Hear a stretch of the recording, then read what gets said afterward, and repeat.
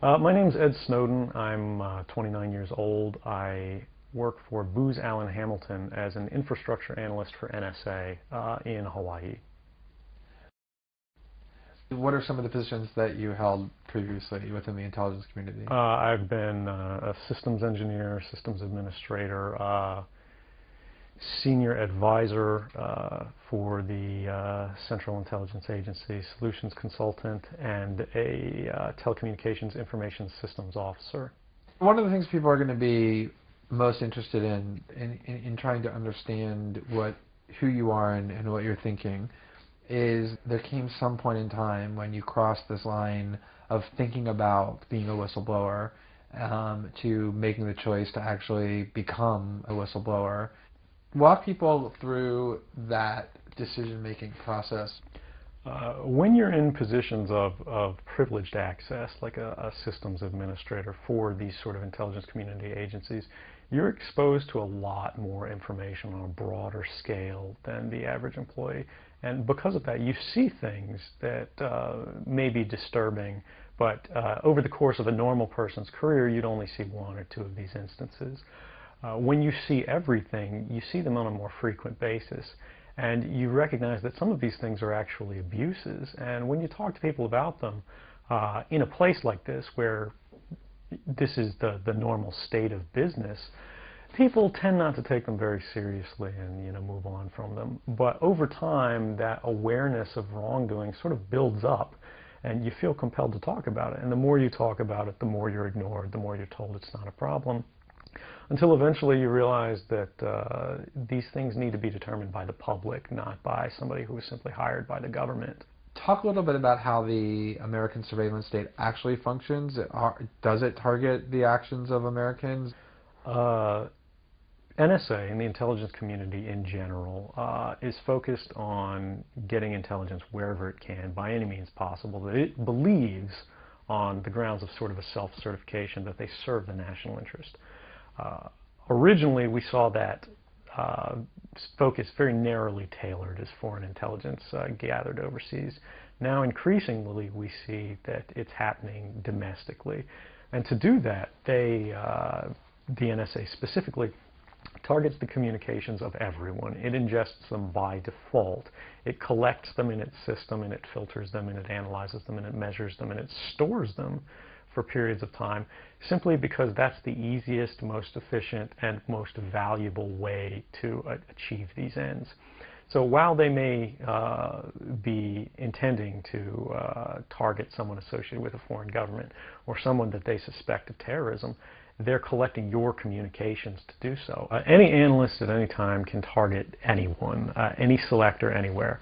Where those communications will be picked up depends on the range of the sensor networks and the authorities that that analyst is empowered with. Not all analysts have the ability to target everything, but I, sitting at my desk, certainly have the authorities to wiretap anyone, from you or your accountant to a federal judge to even the president if I had a personal email. One of the extraordinary parts about this episode is that usually whistleblowers do what they do anonymously and take steps to remain anonymous for as long as they can, which they hope often is forever. You, on the other hand, have decided to do the opposite, which is to declare yourself openly as the person behind these disclosures. Why did you choose to do that? I think that the public is owed an explanation of the motivations behind the people who make these disclosures that are outside of the democratic model. When you are subverting the power of government, that's a fundamentally dangerous thing to democracy. And if you do that in secret consistently, as the government does when it wants to benefit from a secret action that it took, it'll kind of give its officials a mandate to go, hey, tell the press about this thing and that thing, so the public is on our side. But they rarely, if ever, do that when an abuse occurs. That falls to individual citizens, but they're typically maligned. It becomes a thing of these people are against the country, they're against the government. But I'm not. I'm no different from anybody else. I don't have special skills.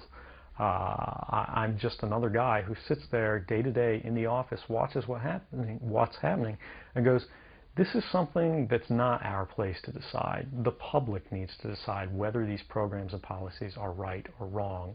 And I'm willing to go on the record to defend the authenticity of them and say, I didn't change these. I didn't modify the story. This is the truth. This is what's happening. You should decide whether we need to be doing this. Have you given thought to what it is that the U.S. government's response to your conduct is in terms of what they might say about you, how they might try to depict you, what they might try to do to you? Yeah, I could be, rendered by the CIA. I could have people come after me, or any of their third-party partners. They work closely with a number of other nations, or they could pay off the triads, or any of their agents or assets.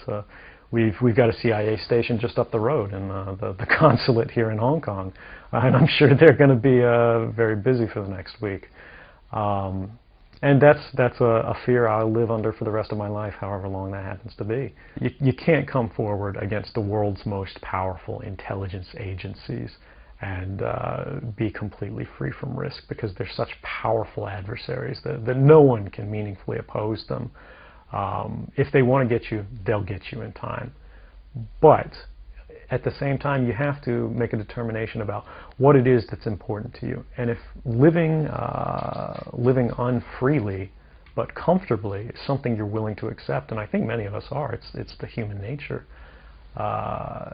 You can get up every day, you can go to work, you can collect your large paycheck for relatively little work against the public interest, and go to sleep at night after watching your shows. But if you realize that that's the world that you helped create, and it's going to get worse with the next generation and the next generation who extend the capabilities of this sort of architecture of oppression, you realize that you might be willing to accept any risk. And it doesn't matter what the outcome is, so long as the public gets to make their own decisions about how that's applied. Why should people care about surveillance? Because even if you're not doing anything wrong, you're being watched and recorded, and the storage capability of these systems increases every year consistently by orders of magnitude, to where it's getting to the point you don't have to have done anything wrong. You simply have to eventually fall under suspicion from somebody, even by a wrong call, and then they can use the system to go back in time and scrutinize every decision you've ever made, every friend you've ever discussed something with, and attack you on that basis to sort of derive suspicion from an innocent life and paint anyone in the context of a wrongdoer. We are currently sitting in a room in Hong Kong, which is where we are because you traveled here. Talk a little bit about why it is that you came here, and specifically there are going to be people who will speculate that what you really intend to do is to defect to the country that many see as the #1 rival of the United States, which is China, and that what you're really doing is essentially seeking to aid an enemy of the United States with which you intend to seek asylum. Can you talk a little bit about that? Sure. So there's a couple assertions in those arguments that are sort of embedded in the questioning of the choice of Hong Kong. The first is that China is an enemy of the United States. It's not. I mean, there are conflicts between the United States government and the Chinese PRC government, but the peoples inherently, we don't care. We trade with each other freely. We're not at war. We're not in armed conflict, and we're not trying to be. We're the largest trading partners out there for each other. Additionally, Hong Kong has a strong tradition of free speech. People think, oh, China, great firewall. Mainland China does have significant restrictions on free speech, but the people of Hong Kong have a long tradition of protesting in the streets, of making their views known. The internet is not filtered here, no more so than any other Western government. And I believe that the Hong Kong government is actually independent in relation to a lot of other leading Western governments. If your motive had been to harm the United States and help its enemies, or if your motive had been personal material gain, were there things that you could have done with these documents to advance those goals that you didn't end up doing? Oh, absolutely. I mean, anybody in the positions of access with the technical capabilities that I had could, suck out secrets, pass them on the open market to Russia. They always have an open door, as we do. I had access to, the full rosters of everyone working at the NSA, the entire intelligence community, and undercover assets all around the world, the locations of every station we have, what their missions are, and so forth. If I had just wanted to harm the U.S., that you could shut down the surveillance system in an afternoon. But that's not my intention, and I think for anyone making that argument, they need to think, if they were in my position, and you live a privileged life, you're living in Hawaii, in paradise, and making a ton of money, what would it take to make you leave everything behind? The greatest fear that I have regarding the outcome for America of these disclosures is that nothing will change. People will see in the media all of these disclosures. They'll know the length that the government is going to grant themselves powers unilaterally to create greater control over American society and global society.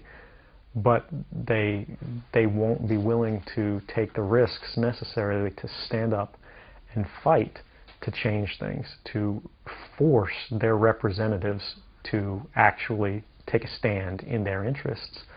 And the months ahead, the years ahead, it's only going to get worse until eventually there will be a time where policies will change, because the only thing that restricts the activities of the surveillance state are policy. Even our agreements with other sovereign governments, we consider that to be a stipulation of policy rather than a stipulation of law. And because of that, a new leader will be elected. They'll flip the switch, say that because of the crisis, because of the dangers that we face in the world, some new and unpredicted threat, we need more authority, we need more power, and there will be nothing the people can do at that point to oppose it, and it'll be turnkey tyranny.